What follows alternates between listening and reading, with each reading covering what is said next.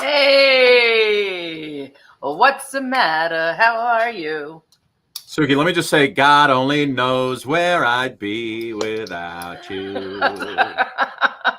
Listen, there is so much in the news lately that just what do you got? What do you got? Did you Anything hear about good? Anything depressing? No, nothing depressing. Did you hear Monkeypox, COVID, what? No, I don't want to talk about monkeypox. I don't want to talk about COVID. It's the what do you got?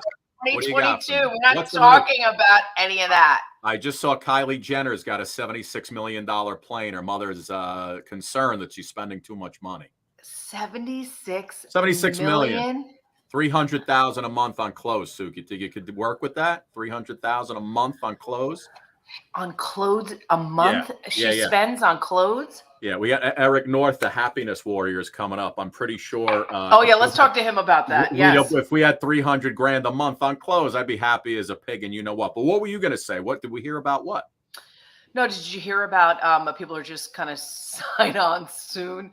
Did you hear about the English about brushing teeth, their habits? 8 out of 10 people in England forget to brush their teeth for more than a week. No way. Get out of here. Yes, it's facts. That's like our kids. Our kids facts. Forget to brush our teeth for more than a week. For a week? Come on. That's crazy. I've never heard a week. I mean, a day. My kid called from camp today. We're like, are you brushing your teeth? I know. We always talk to our children about brushing their teeth. I think this generation is a little slow. I mean, and we made them that way. So it's our fault. Oh, listen, we got a great show coming up. We'll start in a second. Eric North is here. He is the Happiness Warrior Suit. This guy's we need happiness. We need happiness. Woo! More motivation and inspiration than anybody. So inspiration, aspirational things. We need all of it. And anything with the TION at it. Listen, Eric, I think he's about 57 years old, about a year older than me, Suk, and he's jacked up. I got to be jacked up like Eric is, Suk. I want to feel like that. I mean, I just saw you. I got nothing on Eric. I got nothing. You got nothing. What are you talking about? I'm dad bod jacked. He's jacked. You're dad bod jacked? You're not dad bod. You're pretty good. I'm dad bod. I mean, God bless my husband, but he's definitely a dad bod. And then jazz legend Marilyn Scott is going to be joining us later on. She of jazz fame, Grammy nominated. Her first song, a Beach Boys cover back in '77, and she's got some new music out. And of course, tomorrow, Suk, it's the time of the seasons, the zombies. Are you learning some of the zombie song? What's your name? Who's your daddy? Is he rich like me? I wish he was. Has he taken any time? So yeah, we got to show you what you mean to me. Tell it to me slowly. It's the time. I think you missed a couple of verses. Oh, they're gonna love us, Suk. Anyway, you're ready to rock and roll. Eric North is here. We're letting everybody kind of load up. Philly Kid, waiting for him to share us up a little bit. Let's rock and roll. And Suk, before Eric comes on, when we start the show, we have just a little, a slight, I don't know, the Suki mailbag. I changed it up a little bit. We have some people asking you, would you rather? Question. Would you rather? Very interesting. Would you rather question. So here we go. We'll start us up. We'll be back on the other side, ladies and gentlemen. Call your friends. Tell everybody we're on, and let's rock and roll. It's the Suki and Scott Show. This is one of the funnest shows I've ever done. Lady, when you're with me, I'm smiling. It's musical. It's magical. Suki and Scott, the 7 of Hearts. Woo! Exactly. This is a sexy show. Someone's getting some action. Now, these larger-than-life personalities are on an exciting new journey as they bring you the Suki and Scott Show. You guys nailed it. You're great. You ask great questions. You listen. I answered you because I have respect for you guys, and it was a question respectfully put. The Suki and Scott Show is your one-stop destination for humor. You like De Niro and Cape Fear. Counselor! Entertainment. Jesse's girl. Wonderful. Can you paint with all the colors of the wind? And you and optimism. You guys have such amazing energy. Ultraviolet light, it gets in there and it just fights. It just fights the kung flu. Is that right? Okay. Let's laugh together. I love him. The Suki and Scott Show. That's the best intro for a show I maybe have ever seen. Really? Your intro is fantastic. The Suki and Scott Show. This is one of the funnest shows I've ever done. Did you hit that again? Whoops. No, I had it on loop, Suk. I had it on loop. I love it. You love seeing that. Okay, so You know can I? Wait, so wait. I want to ask you a question. Okay. Okay, but before you do that, what I noticed is that Facebook has changed up its things. Notifications. And there's no more notifications when our show comes on. I'm not even I don't get it on my phone. People are asking me if we're Yeah, late. because if you did the iOS upgrade, I think it's part of that whole thing. What kind of BS is that? No notifications that we're on? That's ridiculous. Yeah, like I guess we're just gonna have to put it out like standard on our page now and just leave it there. Oh my goodness, that's unbelievable. Anyway, all right, go ahead. We'll pick it up. We'll get them. It's listen. The Facebook Live does it. We're going to be on 30 different TV stations once the show's done. Exactly. Exactly. So the Talk question is stereotype or reality? Right. Apparently, 4 in 10 British adults brush their teeth just once a week. The stereotype that British people may have brushed their teeth may be more accurate than you think. There was a survey that was done by a dental accounting company called Hive. Found that 39% of adults between the ages of 25 and 34 go a whole week without cleaning their teeth, ever. Over 30% respondents admit that they actually just forgot. Like, they forget. So the stanky breath just continued. I mean, I don't know. That's why their teeth look like Austin Powers, I get. Yeah, baby. But it also talks about like just how people just overlook dental health. It's crazy. So every dentist in America is like, do you want cleaner, whiter teeth? Don't move to England. So when you wake up in the morning and your teeth feel like they have sweaters on them, you got to brush your teeth. Forget the sweaters. How about when some mornings you wake up and you're like, oh, what is that? That's nasty. How about at least using mouthwash? Listen, in the soap operas, they wake up, they start kissing. Nobody cares. It's all good on the soaps. Yeah, right? but is that real life? No, it's not real life. That's why I just don't get it. Like, when you and Lara go to Nashville and the tequila is going like really like all night long. That's coming up. That's coming up, by the way, August. We'll be on our way to Nashville. Lara go to Nashville. It's like an episode. They call me and you can't hear them because they're in like restaurants and bars, but they're singing, they're dancing. And it's just the funniest video. Eric and my husband and I always laugh at it. They're like, they can't hear us, but they're having a great time. It's usually when Sweet Caroline comes on in the bar. Suk, listen. Where it began. Suk, what a show we have tonight. Amazing show last night. Amazing show coming up tomorrow with the zombies. But here we are tonight. Eric North, the happiness warrior, is here. This guy is inspiration personified, and his main goal in life is to change people's lives for the better. You know what I mean? There's no reason why you can't be happy, and he wants to help you get there, and he's got many ways to do it. Marilyn Scott is a jazz legend. She's going to join us a little later on. But first, Suk, I had some folks write in some would you rather questions for the Suki mailbag. It's a different variation this time around. All right. I haven't seen the mailbag in a bit, so I'm really happy that the mailbag is back. Here comes the mailbag. So again, and some of these questions, pretend you're not married, pretend you're just single, okay? Because some of them, if you're married, it doesn't really pertain. Okay. So here you go. Here's the first one, right? So Suki, would you rather find true love today or win the lottery next year? What would you rather do? True love today or win the lottery next year? Probably win the lottery and then I'll find love. That's the answer I was looking for. Of course you'll find love. Suki, here's the next question. Would you rather have 10 years with a partner or 1 week's fling with a celebrity crush? 10 years with a partner, for 10 sure. years with a partner? Really? For sure, yeah. I might have to give that one a little extra. Really? thought. You would do a 1 week fling with a celebrity? What would your fling be? Well, like, and then can you go back to your partner? No, I guess you have to wait. You either get 10 years or a celebrity crush for a week. So let me ask you, so who would your celebrity fling be?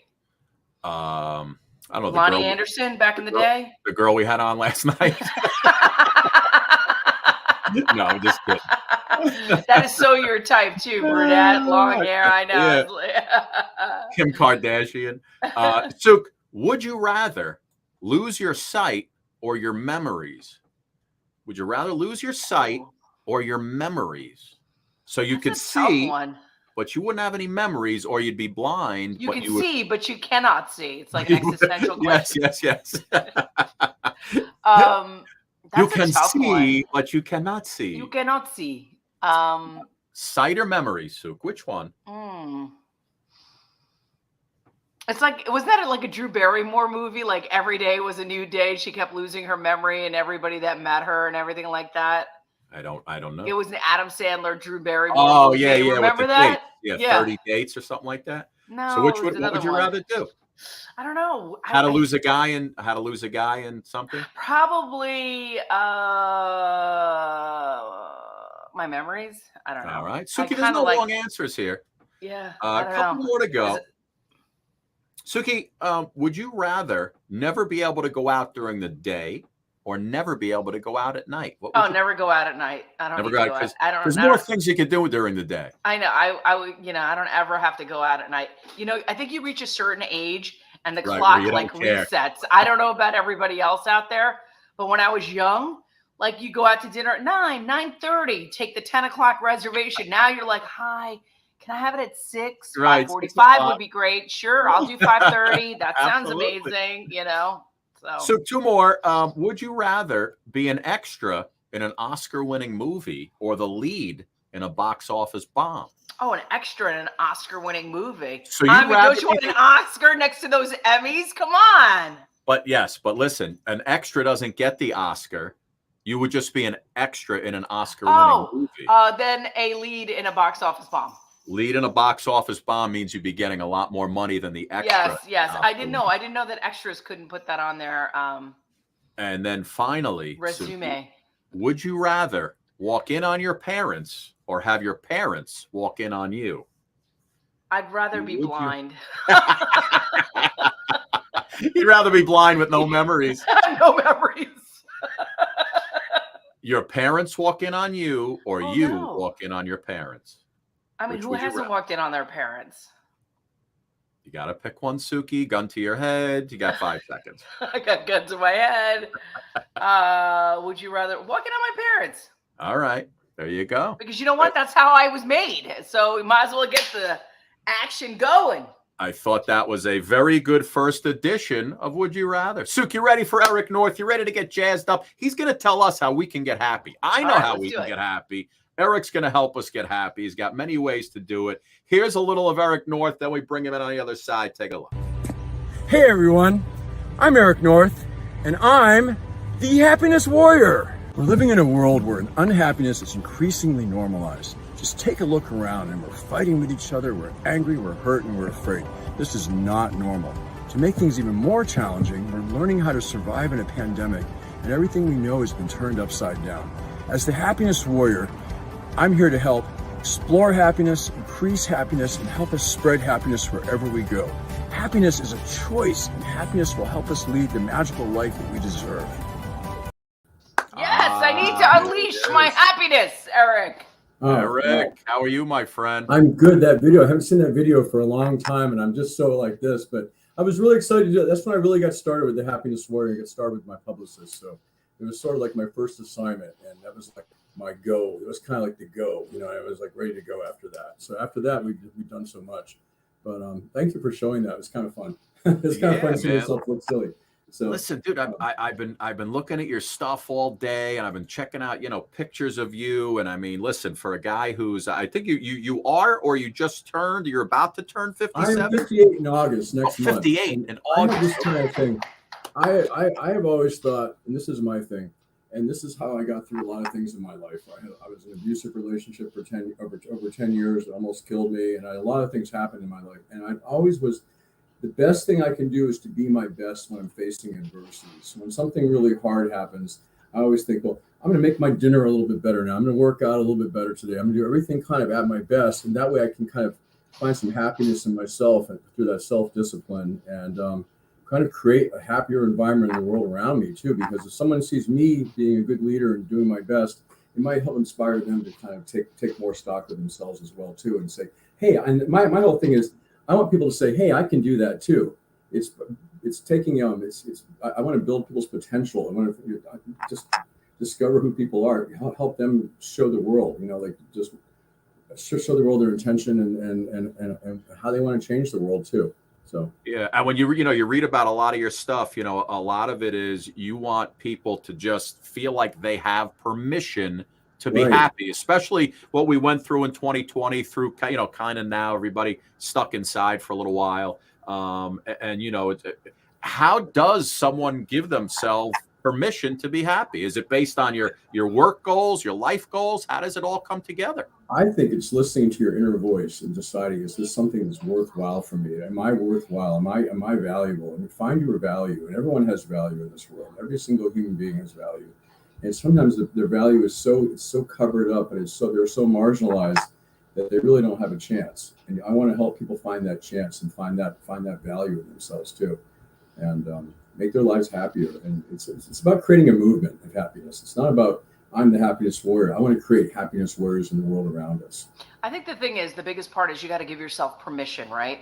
You really have to say to yourself, I deserve it, right? Yeah. And I deserve it. I think a lot of times in life, we're told we don't deserve something. We're told we have to act a certain way, and we live for other people's lives, other people's expectations. And really, it's living for yourself. It's saying this: I have value. I'm a good person. I have something to offer the world. I think it's a generational thing. I feel like our generation is finally getting the message that kids and millennials, I feel like they do it so easily. They give them permission to put themselves first. They give themselves permission to sort of break the mold when it comes to standing up for themselves, creating movements, whatever that movement is that works for them. And I think that's something that our generation just never got that message. Like, we were all raised with expectation, like you said. Who wasn't raised with guilt? Healthy dose of guilt. It was all guilt and shame. Shame was a motivator for a lot of us. Shame, exactly. I think that's what really killed me when I was younger too, and that's probably how I got into an abusive relationship and just felt like that was normal, because that was just my paradigm that I grew up with. I grew up in sort of a happy, dysfunctional home. Let's put it that way.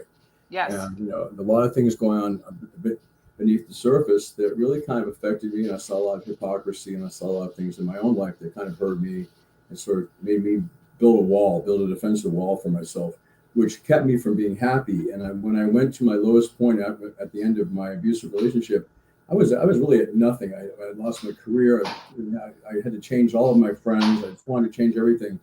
And suddenly, as I was alone, and I was kind of getting myself together, and I was really just tearing myself apart from my old life, I started feeling really happy. I started feeling like I was free again, and then I started to connect with people, and that's the most beautiful thing, because I've always connected people throughout my entire life, and I listen. I try to offer some words that give them some kind of power, and it'll come back to me later, and someone will say to me, "Remember that thing you told me 10 years ago?" And I'll be like, "No, tell me what it was." And the person will be like, I think about that all the time, because it's helped guide me. It's helped make me a better person. And that's what it's really all about, is that we have to connect with each other. And also when you start, Eric, at this age, I feel like it's all about forgiveness, forgiving yourself, forgiving your ego for leading it down a path that, that led to some of that self-destruction, that your own adversity.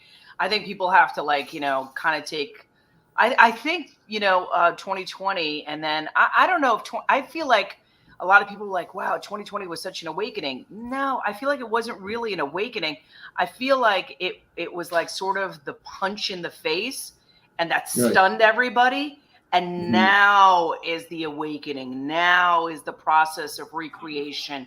Now is the process of healing, self-development, self-forgiveness, whatever it is, wherever you're at.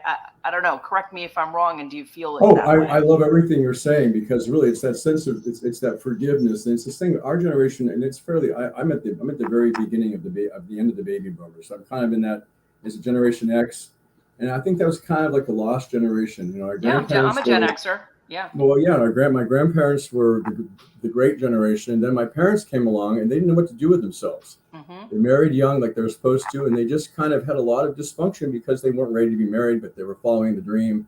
They had 3 kids and a mortgage before they were 25, and it was just a lot. And they were married too young, and I think there's a lot of us that were products of parents who were married too young, maybe who weren't in love even at that time, and we saw that when that was normal for us. You know, the fighting and just not, maybe they weren't so happy with their lives. Listen, how can somebody be taught self-love when the person that's raising them doesn't love themselves either, right? You know, so it's like these cycles that, need to be broken for people to really begin healing. Yeah. You talk about practice, right? Like I do believe self-discipline is a big thing. Scott and I have no discipline. Maybe Scott has more discipline than I do. Nothing, Eric. I got nothing. I mean, I could definitely put my hands up and say the discipline, like Gene, just like kind of fell short here. Yeah. Eric, do those two people look like they have discipline right there? Or, no? They look like they're fine. They look like they've given themselves permission to be happy. Okay. Yeah. That's why I've been watching your show. I've watched some shows. Everyone that's on your show, they're all so happy and they're having a good time and they're laughing and they're revealing parts about themselves. They're revealing things about themselves too that are very honest. And I think that's what it comes down to, is that we have these conversations that we're authentic. And being our authentic self, I write about that a lot. Is that's your happiest time, when you're authentic to yourself, because that's when you can be happy. There's a clean slate, and then you can grow from there. Yeah. So. And you listen. You said you're going to be 58 next month. I'm going to be 56. But you are, you're out there. You're modeling. You're working out. I mean, so at 58 years old. No, that's right. No. Right. That's amazing. I wouldn't. Look at, he's out there modeling. Wow. And Eric, was this something that you always have done since you were young? Right. Or it's funny. I'm married to a man. It's not really I'm not a big, like, this is like, I'm a gay man, but this is something that I had to do when I was young. And I grew up in a very conservative southern place. Wasn't really a lot of diversity or equity there either. Okay. So when I was growing up, I saw a lot. I saw a lot of things that really bothered me from a very early age that I thought were unfair and just being wrong. Okay. And I always knew they're wrong. And it always made me feel a little bit apart, a little bit separate, because I always knew, hey, I'm around all this stuff and I don't like it. I know that that's not who I want to be when I grow up. It's not who I want to be as an adult. And that's not who I'm going to be either. And it caused a lot of harm to me too, because I was destructive. And I ran a pretty fast life.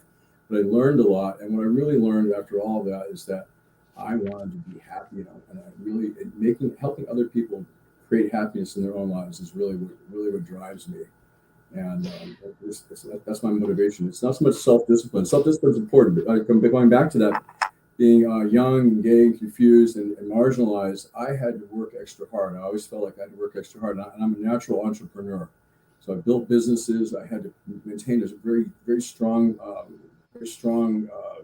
demeanor. And where are you finding these pictures from? Oh my goodness! I love them. I love every single one of them. Okay. Welcome to Eric's Gun Show. Because I looked good back then. Okay, that was. I think that's when I was 51, and I was 50 redefined, my friend. 50 redefined. 50 redefined. When I just before I turned 50. I became 50 redefined, and I went out to LA, and I was at the time, last few years I've been doing some modeling shoots. I really wanted to be a professional model. I just didn't want to do any more of these, this physique modeling. So I went to LA and I had a really big shoot, and I visualized the agent that I wanted in New York. I knew the agent that I wanted, knew the agency that I wanted to work for. And when I was on the runway leaving LA, I got a call just before the plane took off from the agent that I had visualized that I intended to be with in New York, saying, please come to New York next week and we'll get a contract going. So it all kind of started from there. And when I was 17, I really wanted to be a model. And I really think I could have been a model, but I was very afraid. I was very afraid of verbalizing that. I never told anyone. So 30 years later, here I was in New York, and I was kind of doing my thing. And I was like, this is pretty cool. And it humbled me so much, too, because there's a lot of rejection in the business. There's a lot of things going on that other people don't see. And it was a very exciting time. I had a lot of fun. And I met a lot of really great people who believed in me, and that's the main thing. So Absolutely. So we have a lot of women on our platform, and a lot of people that are just kind of like, this is our community of happiness in our own way, right? Yeah. So we've created this community of sharing. What I'm curious about is, I know you have clinics and you have, things that you do, but what is something that you could share with our viewers today about something that they can do every day that would kind of start them on the process of putting one foot in front of the other and the end goal being happy? Well, I've had a lot of really incredible mentors in my life. They kind of come and go. They just come into my life at certain times when I sort of need them. And I can't remember when it happened, but it was probably I had after my abusive relationship. I had nightmares for years and years and years, even nightmares into my marriage. I was married for 5 years and still having these nightmares of just what I had gone through years before, and it was just it's a process there of sort of uncovering who I was at that point too, and I became, and when I broke that cycle, it was a friend of someone, I can't remember exactly what happened, but someone said to me, tell yourself every morning when you get up that it's going to be a great day. So every morning for the last 10 years, I've said, hey, Eric, it's going to be a great day. As soon as I wake up, I'm still laying in bed. It's going to be a good one. I don't care if someone hears me. I don't care if someone, but I've told so many people that's what I do. And then they tell me, and I forget about it. And they say, oh, I've been doing your thing every morning the last month. And I'm just like, well, how do you feel? Awesome. They're like, I feel awesome. I feel so good because I start the day knowing that I'm in control, that I'm going to make it a great day. If you tell you, one day I was traveling. I was right in the beginning it was right in the middle of the pandemic in 2020. I wanted to go to Sedona and see a really close friend of mine and kind of do some mind stuff with each other. I was coming up with the Happiness Warrior. I hadn't quite gotten there yet. And it was just such an amazing trip that gave me so much. I found all my answers I was looking for. I kind of started the whole process of becoming a Happiness Warrior. So. Let me ask you. Yeah. Go ahead, sir. Well, no, I just wanted to ask because I had seen one of your videos today when you talk about doing something every day. The power of taking cold showers. Oh, I love cold showers. Yeah. What is that? And you were just talking about how the mind and the body work. Just tell me what the benefit is, because I'm going to go take a cold shower. I'm a very big mind-body connection. The mind-body connection is really essential for all of us if we want to live a really good life. And I think it's important for how we take care of ourselves. And the cold shower to me it becomes a very spiritual experience, because that cold, it kind of makes me happy. It brings me into a happy place, even though it's really, in January, a cold shower is a lot different than a cold shower in July. Right. And I'm taking cold showers now, they're easy, but in January, February, they're pretty tough. But once you get through the first couple of minutes, I feel a sense of, just a great sense of happiness and joy.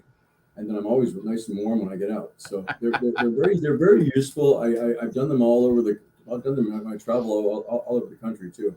And they just give me a nice reset and make me feel happy. I love it. What inspired you to become the Happiness Warrior, like a real warrior in this world, where things are just so intense? I am kind of an intense person, if you can tell. And I was a successful entrepreneur. I created a lot of jobs. I'm really committed to my businesses and committed to my employees. But I got to the point where I was just running so hard. All my creativity. I was just working. I was starting to have fun in 2019. I was getting out a lot and going to conferences and speaking in public and really having kind of a time of my life. And then the pandemic hit, right? And the pandemic to me was a time when I really wanted to prove that my business, I had to keep both of my businesses alive. It was a tough time. For a few months, I worked 12-hour days. And then I got to the point where, what is next? I need something else now. I need something else in my life that's going to really motivate me in my next part of my life, the next part of my journey. And my agent in New York, my modeling agent, she said, I really want you to do television. Television is where you need to be. You older guys with the little beards, you're very popular right now. And that became sort of a thing for my modeling. I started getting more modeling jobs with the beard. And then the pandemic hit, everything shut down, everything in New York was closed. And at the end of the summer, that summer of 2020, I called my agent. She was back in the office, and she gave me my publicist's number. And I called him a few weeks later. I really wanted to do it right. I really wanted to think about it before I had a publicist, before I was able to take that next step. I thought about it. And we had the most amazing call. It was like we know each other forever, and we talked for about an hour. And he said, "Oh my God, I'm getting chills. You're the happiness warrior. You're what the world needs right now."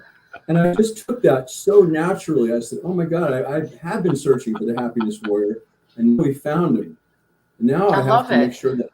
Well, now I have to. So now it's become my identity. And I think it's made me more empathetic than I've ever been. I think it's made me a little wiser.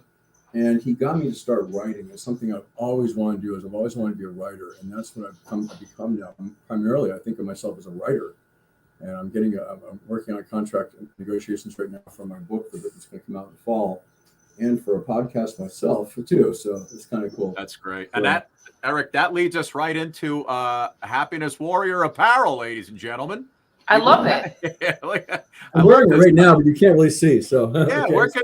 Where could people get some of this great on my website right now? I'm going through, since I am getting the book and I'm getting the podcast. I'm going to be working with some new social media people, and we're going to be doing the website store. And I have a website, the happinesswarrior1.com, but it has the store as sort of temporary right now. But I'd like to start selling. I'd like to start getting these products there. So. Can we talk? Can you ever talk about intention? Like, you talk about like what you put out in the universe, your intention. Sometimes it's powerful, So your mindset, your intentions, those are the things that people need to sort of focus on, because it rewires your brain a little bit more. Mm-hmm. Well, intention just gives you a goal. It gives you a goal, but it gives you some power too, because once you believe it, you have to be happy. We have to believe in ourselves first. We have to believe that who we are is a complete and whole and perfect person. Not perfect, but we're all beautiful as we are. We're all beautiful as we are. We have to believe that.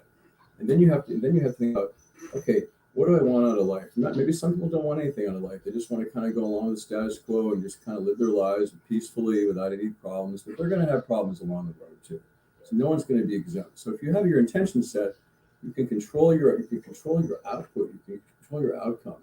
And I think we don't think we have a lot of power, but we really do. All humans do. So. I love it. Eric, listen, man, thank you so much for hanging out with us.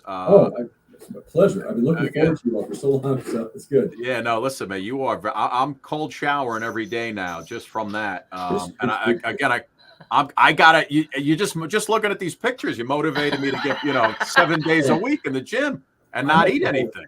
I believe that the best way to motivate others is to motivate yourself. And if you can be a good example, and I'm a leader, a natural leader, I always think a leader has to show by example. A leader has to always be brave, really, and a warrior. And we can all be warriors. We can all be warriors for our own happiness. I think we should be. This is the time. This is now. This is the present. It's time, like you say, we're still in this pandemic a little bit, but it's time to be happier. It's time to be kinder to each other. And definitely, we're losing our grip in this country. We're losing our country in a lot of ways. I think too. It's very sad. And here's where we can connect. Here's where folks can find you for you have your daily videos out there, and again, you spend 5 minutes on your site and you're changes motivated, your whole mindset, inspirational. Eric, listen, man, continued success. Thank you so much for coming on, my friend. And thank you. Summer. Thank you. Okay, it's great. Thank you, my man. Thank you so much. All right, buddy. Bye, Take Eric. care. Bye. So he's going to be 58. I don't know. I just, he is definitely the happiness warrior. But do you ever did you ever go to those spas where they have those cold baths and those warm baths, and they tell you to go into the cold bath and dip your head all the way down? There's a reason why they do that, right?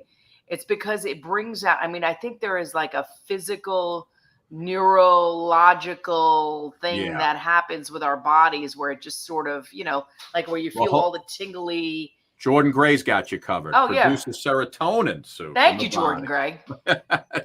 Dr. Gray has you covered. Thank you, Dr. Gray. So, wow. Eric North is phenomenal. He's incredible. Listen, great advice. Right? When a guy like that is doing it himself, he's a guy who can give you advice. It's the people who don't look like they're leading by example that you don't want to take the advice from, Sue. Listen, Sue, that's, Eric would have been enough. Would have been enough entertainment. No, but we're going to kick it up a notch. No. Listen, Marilyn Scott is coming up. She is a Grammy-nominated legendary jazz musician, singer. She's worked with some of the best in the business. By the way, like I think her first song was a cover of the Beach Boys. God only knows what I'd be without you. Right? She's been on Arsenio. I mean, she's done it all. She's got new music out. Is this our friend Sharon? Is this our friend Sharon doing this? Sharon Olsen, the best booker out there, been lighting up our show for this entire week. We got the Zombies coming up tomorrow, and it's just been amazing. We're going to step away for 1 minute, and then we'll bring Marilyn in on the other side.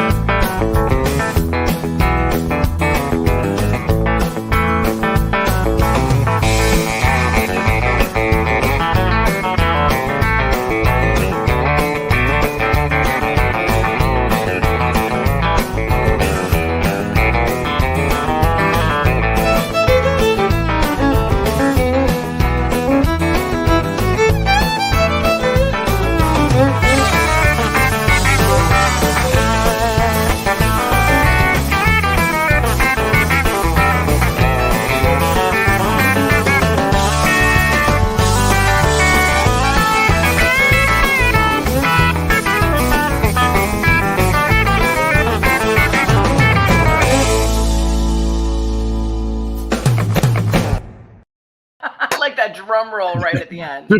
Sook, so I guess what's going on? Facebook doesn't send out notifications anymore that the shows are on? Apparently. You know what? I hate Facebook. I hate them. What? I mean, why would that change all of a sudden? I don't know. I mean, we have 70,000 people who follow this page. And everybody's asking me if we're on because they didn't get the notification. Not that it matters. This is just our recording, vehicle. I know, but people like to see us while we're doing our thing all the time. So I don't understand what happened. Our community is very tight. We are a community of friends. Jesus, Facebook, get your stuff together. Let us know, for God's sake. Suki, anyway, Marilyn Scott is standing by. Again, she is a Grammy-nominated jazz legend. She's got new music out. Here's a little bit of it. We're going to bring her in on the other side. Here she is. Windmills turn with heat waves, then the days fill of pouring rain. It breaks the road and feels the pain, following the wash and the water stains. The dunes reshape the wind-swept towns, and the constant heat scorches the ground. It returns the land to its topography, takes man's plans and sets it free. Our world is a pristine map, but the landscape here has been kidnapped. Just as sure as your first breath, you're the host until your death. You're responsible for the irreplaceable. We're responsible for the irreplaceable. There she is, ladies and gentlemen. Marilyn, good to see you? everybody. I'm good. I'm good today. How are you, young lady? Thank you for playing that. It's such. I think it's an important message that irreplaceable about what we have to do. To be in this these days of a lot of fires and storms and things that are show us that climate change is real. So I had to write about it. I love it. You listen. Where were you? Where were you shooting that? Looked like a pretty desolate location there. Death Valley. Yeah.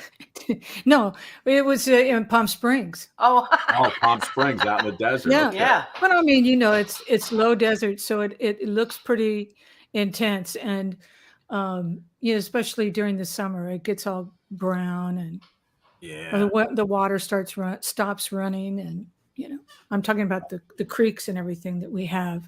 Right. But it was a good place to do it because it's getting really. We're losing our water from the Colorado River. And so we've all had to make some changes. No, I know. Yeah, we've read about it. We've read about what's going on over there, Marilyn, and listen, going on everywhere. Yeah. you've had such an amazing, prolific career. You're still doing it, and you got into this whole crazy business. You started singing at 15 years old. I say, out of clubs, and it just struck me that was something I really wanted to do. Yeah.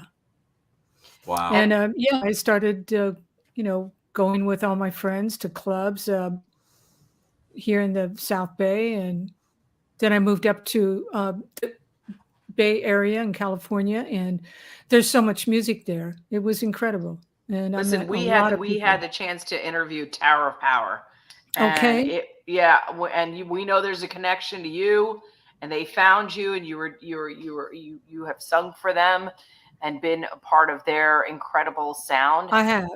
I mean, I found them. Oh, I you wanted to found be. them? Okay. I wanted to be like them. I went to them backstage at the Fillmore, and they were opening for Aretha Franklin when she did her live record, and so I went up and said, I really want to be in a band like you. So stupid. And It worked. It seemed to work. but I got a friendship with several of the guys, and then they took me up on it and said, you want to come and do a session, and so it started with that, and they're just beautiful people, and they're fun, and the funkiest band that should be in the Rock and Roll Hall of Fame, by the way. I know. I don't understand why they're not. Yeah, we had the guys on this show. It's got to be close to a year ago now, but they were just so January. great. Yeah, they were on different boxes. Couple of guys in their cars. Yeah. They were all singing. It was great. Such nice guys. Oh, they're great guys. And for this band to be as great as it is today as it was when they first started, it's really a tribute to them as people and musicians, and they're the keepers of a lot of great funk that they got from James Brown. I think that Emilia was in a group called the Motowns or something like that when it started. Just they're great people. Yeah. When you were in the business, who's like you mentioned Aretha and Tower of Power, who were some of your other big influences on you as a youngster? Well, it was wide ranging,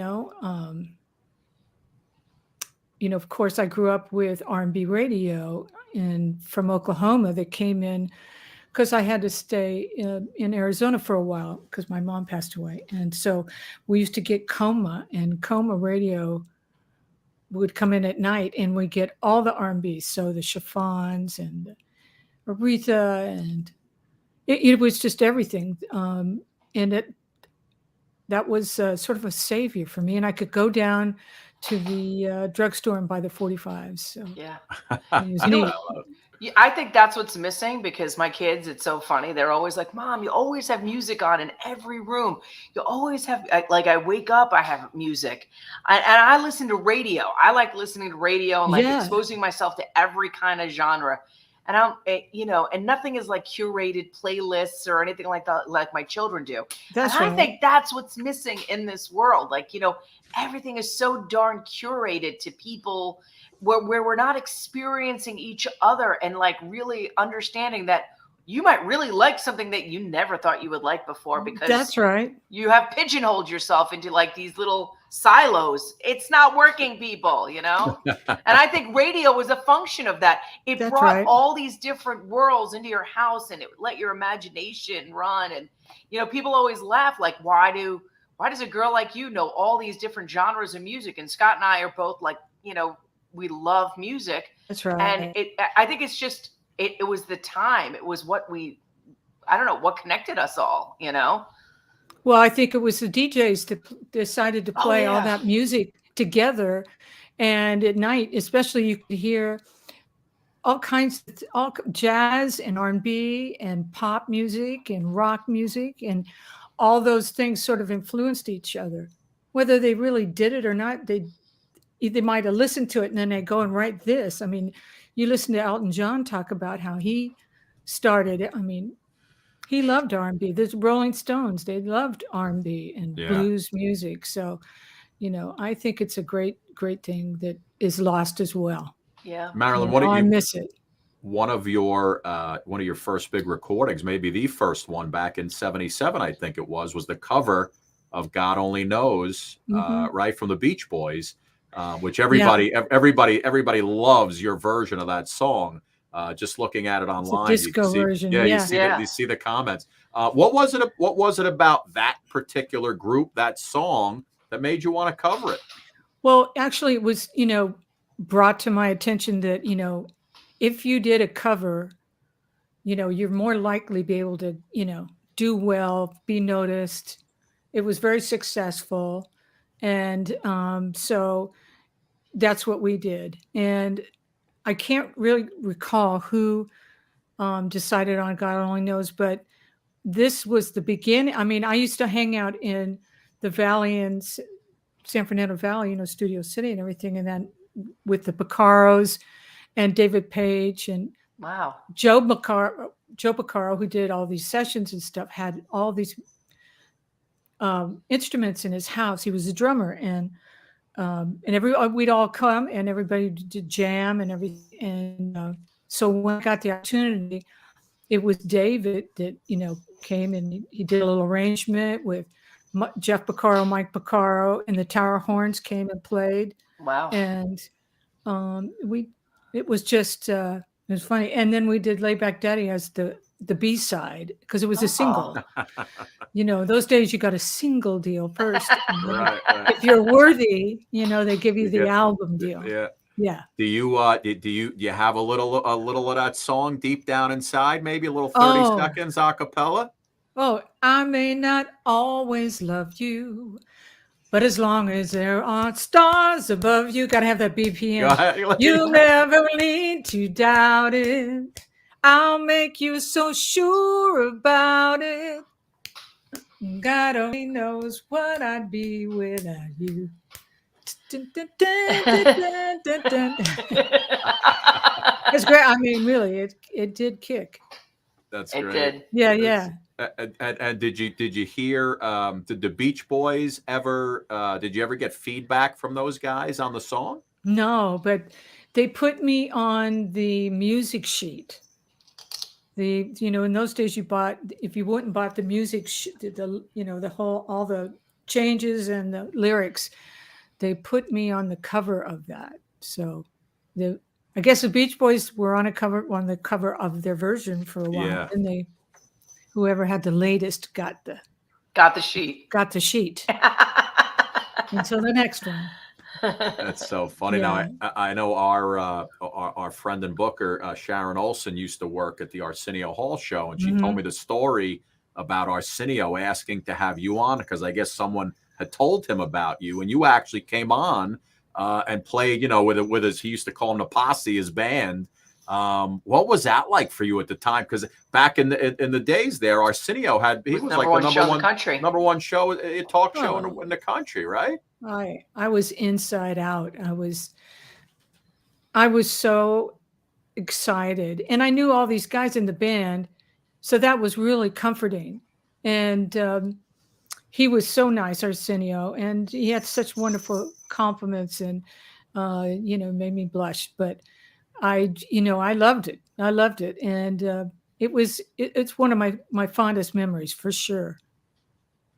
That is amazing. Did your life, did things change for you after appearing on that show? How were things different after that? Well, it always helps. That's for sure. It definitely helps. If you get a couple of shots like that, in every regard, you get noticed, so. Yeah, it did. Can you do a little bit of your duet sky dancing? Because I was listening to that. I know it's a duet, but my God, which with Bobby Womack? yeah. I was listening to that today. When you look inside of love, wow. That was a while ago. I know. I'm trying to grab the first line. So then once you get the first line, Gosh, Bobby Womack, what an incredible man. Suk, do you know it? Do you know the tune? You know what? I was listening to. I'm trying to think of the first line. I don't know the first line, but well, all I can grab is look at what we can't find. No, it's not the hurting kind of when you look inside of love. And he goes, look inside of love. Yeah. I loved it. Oh my goodness. Yeah. And so Irreplaceable is part of you got some new music out now, right? You're back out, you're doing your thing. Yeah, it came out in May, and we did it during the pandemic, with everybody sort of sequestered at home, and it was a great experience because I've never recorded like that, where everything is done on the outside.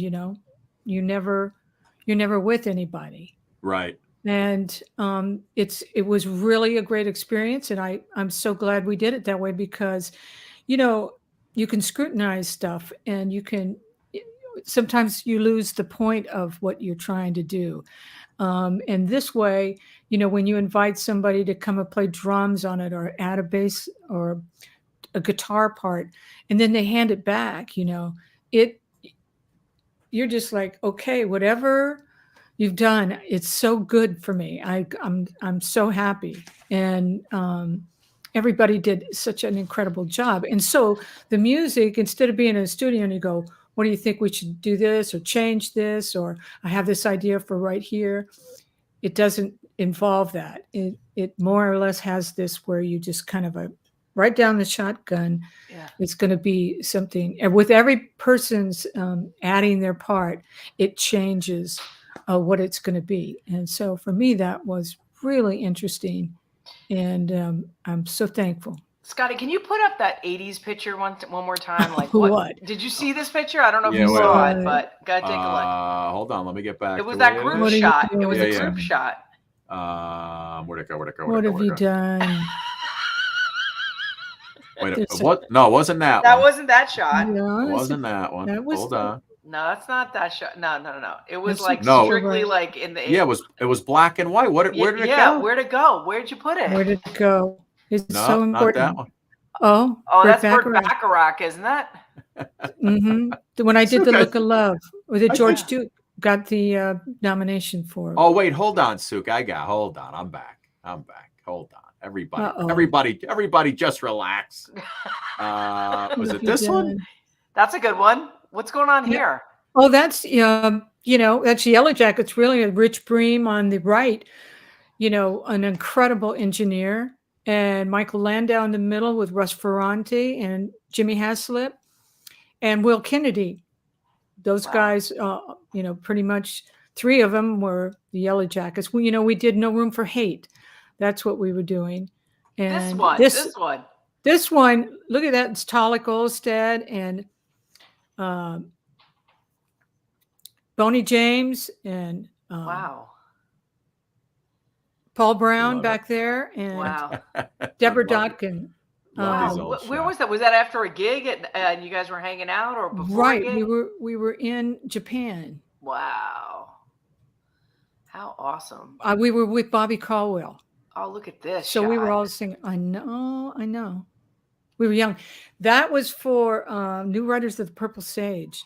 Wow. And that's Bucci Anderson and Pepper Watkins and myself. And wow. I was with them in a play called Selma that was about Martin Luther King.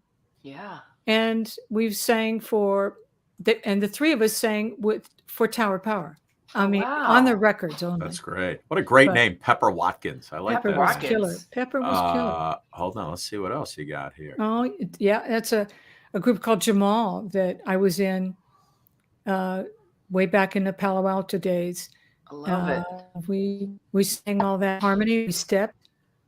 That's Hubert Tubbs and the Norman Brothers, and that's a Ford Theater way back. Dreams of Tomorrow. Probably 79 or 80. Incredible. That's in Japan.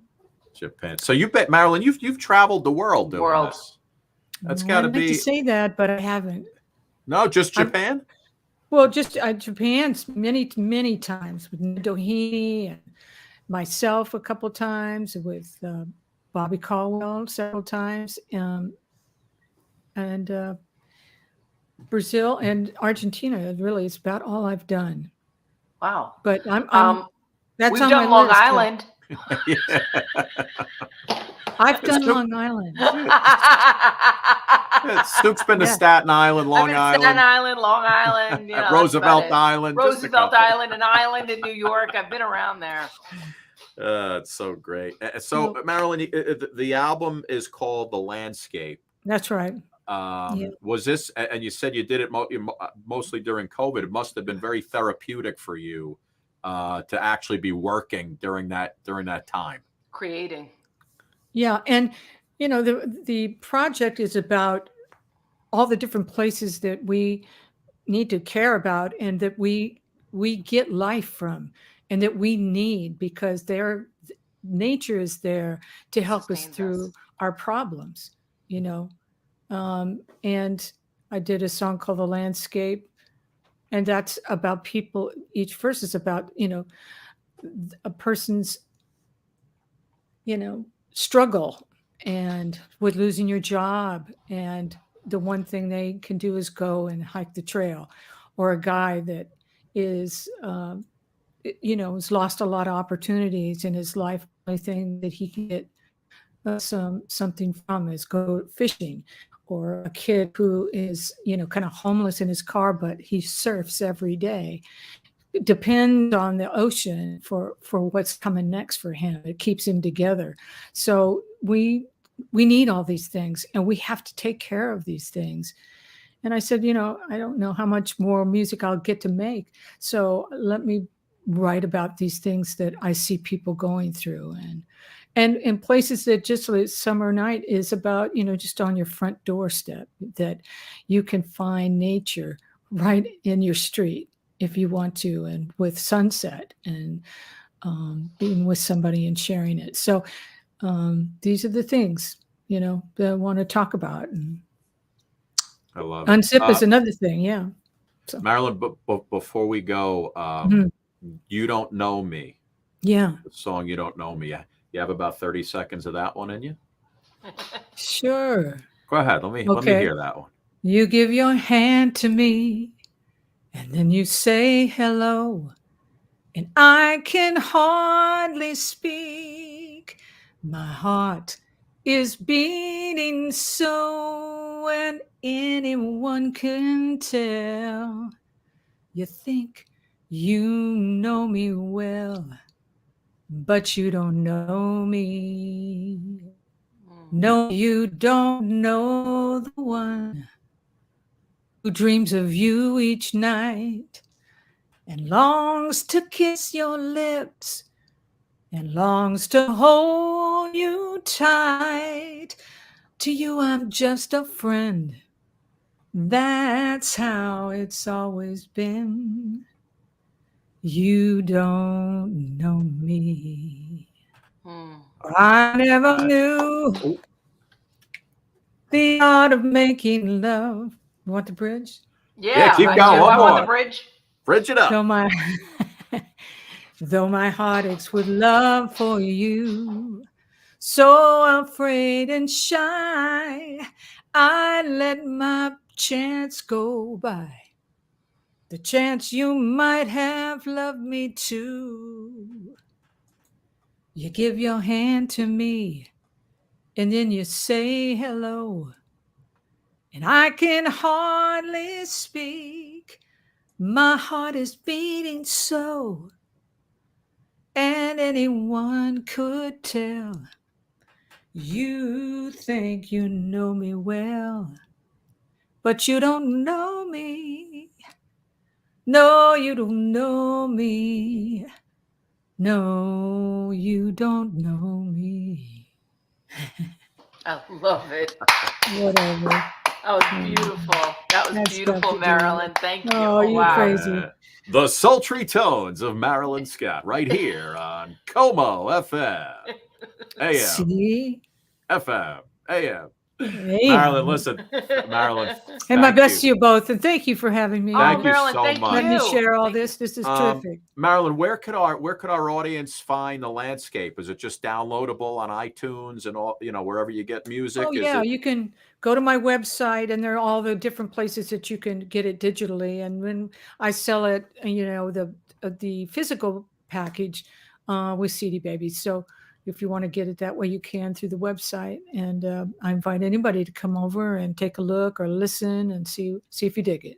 Beautiful. Cool. Marilyn, thank you so much. Thank you. It was an All absolute right. Thank honor you, to guys. have you on.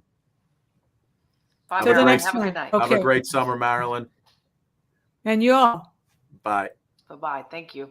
Bye-bye. Amazing. What a come on. talented woman, Sue. Amazing. Yeah. What an amazing career, and just, oh my God. Just to be able to sound so great like that, especially on here. And so easy. Jazz is just so, right? So difficult, but they make it feel so good, She still has that sultry voice going.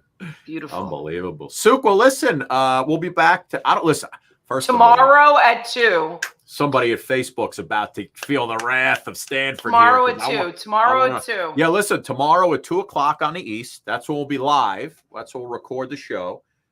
We got the zombies coming up, Rock and Roll Hall of Famers. Suki and I are going to go learn a few more zombie songs. And what's his name, our boy? Jakey Thistle's got a zombie cover that he did. We're going to play for those guys. I'll find some funny covers of their songs. We'll play from online. And that's the story. We're back tomorrow at 2. We love you guys. I got a bunch of Philly Kid songs coming up for your listening pleasure. Suki and I'll be back tomorrow at 2. We love you guys. Take care. We see you tomorrow. Zombies coming up tomorrow at 2.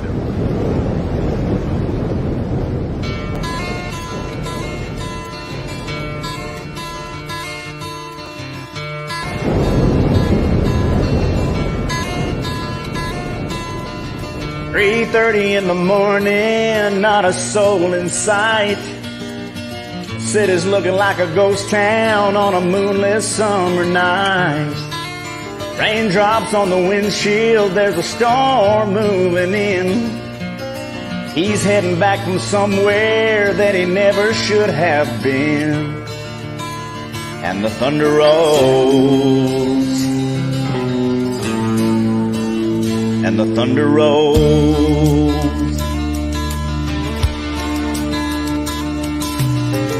Every light is burning in a house across town. She's pacing by the telephone in her faded flannel gown, asking for a miracle, hoping she's not right, praying it's the weather that's kept him out all night. And the thunder rolls,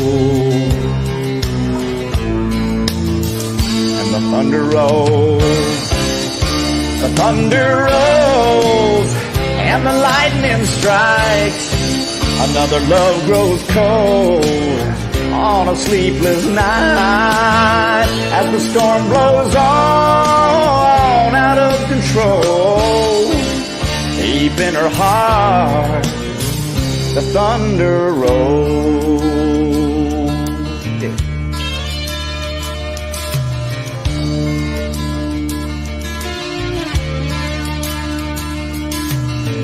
Waiting by the window when he pulls into the drive. He rushes out to hold him, thankful he's alive. But on that wind and rain, a strange new perfume blows, and the lightning flashes in her eyes, and he knows that she knows. And the thunder rolls, and the thunder rolls. The thunder rolls, and the lightning strikes. Another love grows cold on a sleepless night, as the storm blows on out of control. Deep in her heart, the thunder rolls.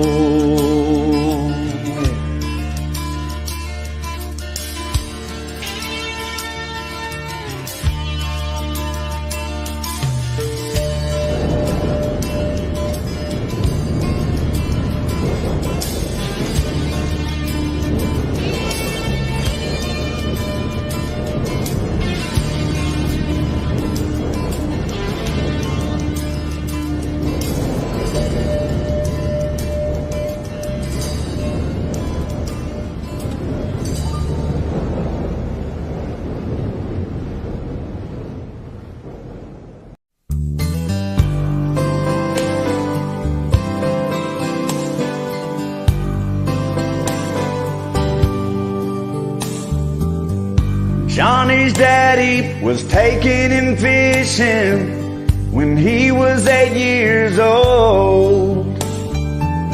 A little girl came through the front gate holding a fishing pole. His dad looked down and smiled, said, "We can't leave her behind.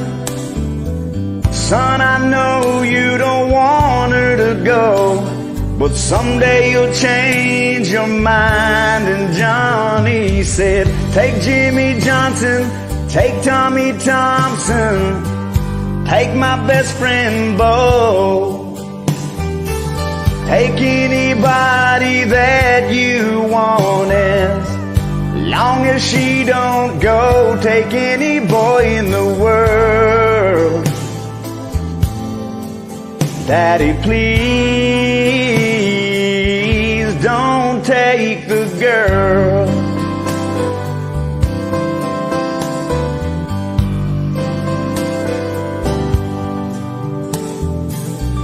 Same old boy, same sweet girl, 10 years down the road. He held her tight and kissed her lips in front of the picture show.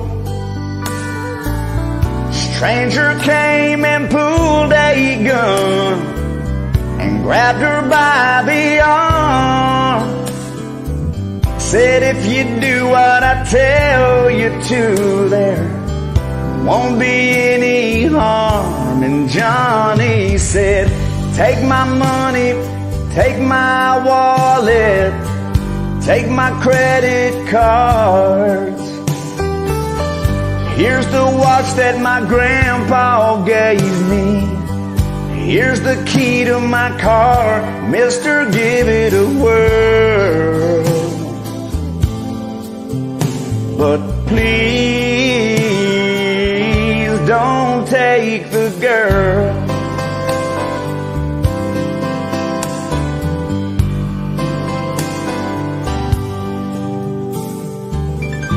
Same old boy, same sweet girl, 5 years down the road. There's gonna be a little one, and she says it's time to go. The doctor says the baby's fine, but you have to leave, 'cause his mama is fading fast. And Johnny hit his knees and there he prayed, "Take the very breath you gave me. Take the heart from my chest. I'll gladly take her place if you let me. Make this my last request. Take me out of this world. God, please don't take my girl." Johnny's daddy was taking him fishing when he was 8 years old.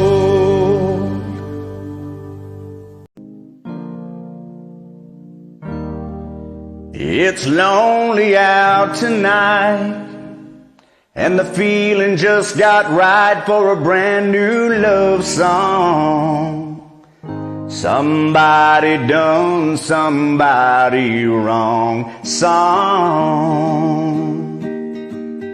Hey, won't you play another somebody done somebody wrong song and make me feel at home while I miss my baby, while I miss my baby. So play for me a sad melody, so sad that it makes everybody cry.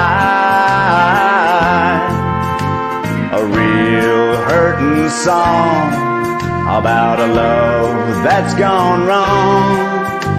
'cause I don't wanna cry all alone. Hey, won't you play another somebody done somebody wrong song and make it feel at home while I miss my baby, while I miss my baby.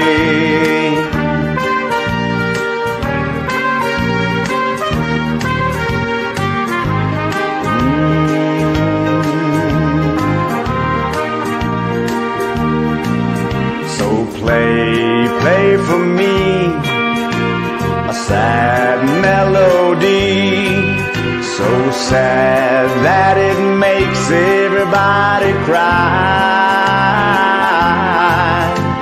A real hurting song about a love that's gone wrong, 'cause I don't wanna cry all alone.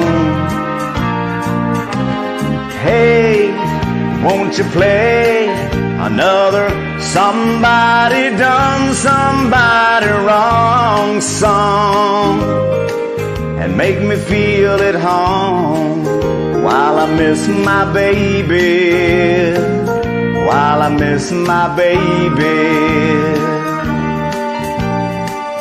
Somebody done somebody wrong song and make me feel at home while I miss my baby, while I miss my baby.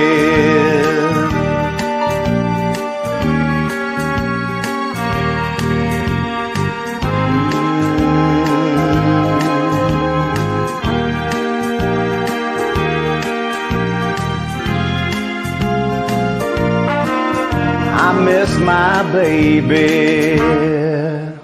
Hey, Scotty, it's like 80 degrees here in Oklahoma. What? You know what I want to do? What? I want to go surfing. Surf? But first, I got to find a surfboard, and then I got to find a beach. In Oklahoma?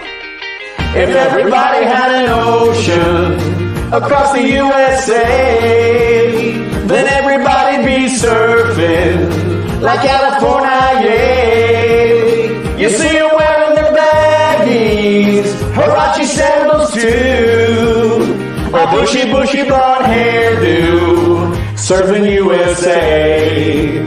You catch them surfing at Del Mar, Ventura County line, Santa Cruz and Treacle, Australian Caribbean, all over Manhattan, down to Winnie Wade. Everybody's gone surfing, surfing USA. Come on! We'll all be planning that route we're gonna take real soon. We're waxing down our surfboards, we can't wait for June. We'll all be gone for the summer, we're on safari to stay. Tell the teacher we're surfing, surfing USA. Where else, Phil? Haggerty's and Swami's, Pacific Palisades. Nice place. Sun Trophy and Sunset. Love Sunset. Redondo Beach, LA. Oh, yeah. All over La Jolla and Waimea Bay. Everybody's gone surfing, surfing USA. Philly Kid, if I'm correct, isn't Oklahoma surrounded on all four sides by land? I mean, do they even have surfboards in Oklahoma? Where are you getting the wax from? You gotta wax up the board real nice, my friend. Come on. Everybody's gone surfing, Surfing USA. everybody's gone surfing, Surfing USA. everybody's gone surfing, Surfing USA. Come on, Philly. everybody's gone surfing, Surfing USA. everybody's gone surfing, Surfing USA. Yeah, baby.